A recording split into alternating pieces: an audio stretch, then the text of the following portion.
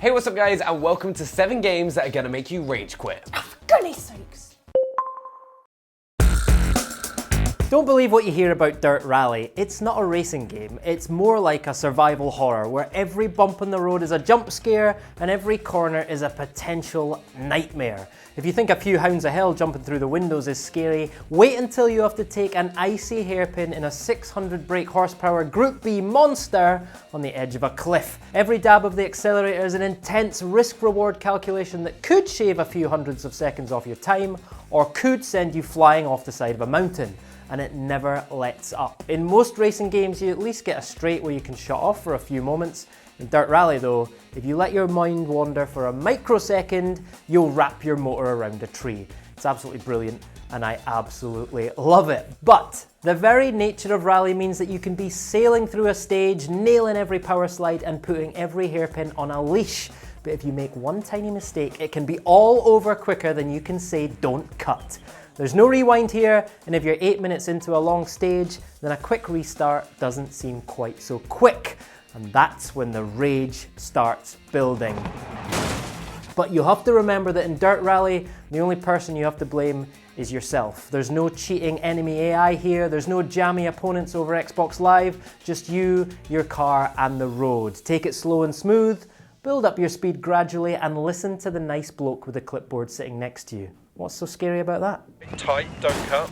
As it's a game that I've recently played, and thinking about it has made me scream more than anything in the past few months. No! No! Oh no! Please! Please no! Please! Dark Souls 3 has to make the list.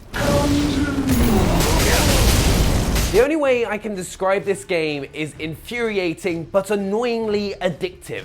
You'll just die over and over and over and over and over again, but you'll just keep telling yourself, I'll kill him next time. No, next time is the one. 2 hours later. 1, 2, 3, 4, 5, roll! Yes! Hey, you're dead! Oh my god, Lord of Cinder has fallen. Might have just kicked the space bar when I was celebrating. The pure difficulty of the game just builds you up to that moment of wanting to rage quit, especially against bosses like the Abyss Watchers, Vordet of the Burial Valley, and the High Lord Wolner, who I've faced so far. But if you successfully manage not to rage quit and survive the onslaught of being killed time and time and time and time and time again, you definitely feel rewarded for a whole 5 minutes until you get onto the next section of the game and the cycle repeats itself over and over and over and over and over again. So I love Rayman, and the recent titles are some of my favourite platformers of all time. They're beautifully designed, have great music, and are just plain fun to play. So why are you including Rayman Origins as a game to rage quit, you might be asking? Well, I have 2 words for you. Skull, teeth. Back at the snoring tree, you'll bump into the Grim Keeper, who's lost all his teeth thanks to a big fight caused by Rayman's snoring. So he tasks you with finding them. Each one is in a chest which are scattered around the world in special levels you have to unlock. Problem is, once you get to them, the chests are very worried about Rayman smashing them into pieces, so they run and run and run. These timed levels put all your platforming skills to the test, with things collapsing around you and onto you as the chest desperately tries to escape.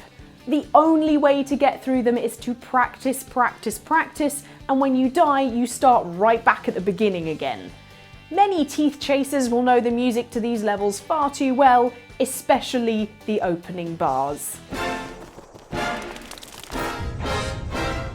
But when you finally get it, it's so satisfying, which is why as much as you have to rage quit and go get a cup of tea to calm down, you still keep going back for the next one.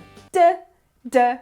Duh, duh, duh, duh. Football's a funny old game, innit? Even the greatest team in the world can dominate a game for 89 minutes, but if the other team manages to sneak a jammy deflected goal, then it's all over. That randomness, that chance for total sickening spawniness is why football will never get old. Rocket League takes this unpredictability to the next level. No matter how experienced you are, how much you've played, how well drilled you and your teammates are, in pretty much every single game there'll be a moment when someone gets jammier than a Cornish cream tea and sticks the ball in your goal. It might be the lucky punt from kickoff that flies past your whole team in the top corner.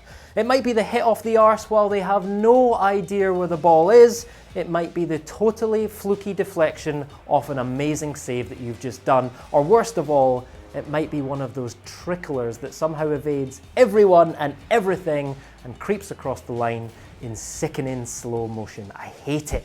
If you're playing on Xbox Live, you can almost imagine your opponent recording the replay and uploading it to YouTube and Facebook and Twitter and Instagram and Snapchat and even bloody MySpace, but it's even worse if the offender is right there on the couch next to you, all up in your face. Usually, when this happens, the only thing that keeps me from drop kicking my controller out the window is the knowledge that sometime in the next few minutes I'll score something similar, at which point it suddenly isn't so jammy. It's skills, mate. Sorry. Now, who would I be if I didn't include this game in the list? The biggest love-hate relationship of my entire life, Call of Duty. Now, it's not just about one title in particular like Black Ops 3, Call of Duty Ghosts, or Advanced Warfare, but the whole franchise in general. There are moments when it's the best game in the world, especially as a YouTuber when everything is going right, you're winning games, you're getting high kill streaks, insane scores, and you're having the best time in the world, and you just love it. But other times, you just want to throw your controller across the room before realizing your stupidity and go running after it, hoping you haven't broken it. The amount of times I've died, one off getting a nuclear, which is getting 30 kills in a row without dying with your gun, which would be a video for YouTube, and then bam, you die to the stupidest thing you can think of, and you go from being, let's go, come on guys, let's do this, to, can't be serious, oh god. Yep, Call of Duty guys, you all know what I'm on about. 90s point-and-click adventure games. If those words don't make a weird mixture of love, hate, and mild despair run through your very being, you've not played a 90s point-and-click adventure game. You've not experienced taking an item from your inventory and clicking every inch of the screen until something finally worked. There are so many to choose from, but the original Discworld game is one that is very close to my heart and spawned my love of all things Terry Pratchett. Playing this game as a kid with my big sister actually inspired me to read the books when I was older. The Discworld series is known for its humour, but as much as I love this game, it seemed to be playing a real joke on its players. Some puzzles were simple enough, such as poking luggage with a broom to get him down off the wardrobe, or giving the librarian a banana for a book. What? The librarian was turned into an orangutan in a magical accident, duh. However, the logic to other puzzles was bizarre. One legendary amongst Discworld players is having to work out an elaborate puzzle to get a donkey locked in the stocks so you can cut some of its tail to make a black mustache. I mean, Rincewind already has a beard and access to ink at Unseen University, guys. But I never actually got to that bit as a kid. My sister and I were very young and got stuck trying to get the dragon off the palace, and this was before we had the internet with all its walkthroughs. So yeah, as much as I loved listening to Eric Idle, I just had to walk away. With 90s adventure game inspired Thimbleweed Park coming out later this year, I'll be interested to see how true to the era some of their puzzles will be. Perhaps one of the most infuriating games I've ever played, and it springs to mind purely off the frustration I went through during World's Hardest Achievements, and that's Trials Fusion. Right, this is it, this is nice. Oh no, I was about to say this is nice and easy every time I open my mouth. I have to admit, a lot of the time I find Trials Fusion really therapeutic, as most of the levels are actually very simple and enjoyable, especially if you're playing with a few friends, though where it gets really difficult and makes you want to quit is when you come across a challenge like I did in World's Hardest Achievements, where you'll spend hours trying to complete a single course, or trying to get that blasted achievement. I will get this achievement. I don't care if I have to sit here all day, all night. I will get this. Which I still don't have. All right. Oh God. No! Oh my God! Here we go. This is all about discipline now. Discipline! Oh yes. Oh no! See, again, I do it every time. Yeah guys, that achievement's called anger management. You're definitely gonna need it by the time you've got it.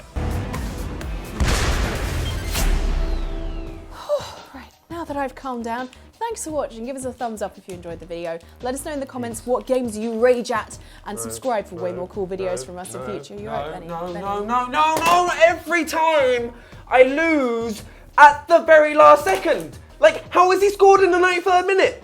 Oh wait, we're doing the outro. here. Oh,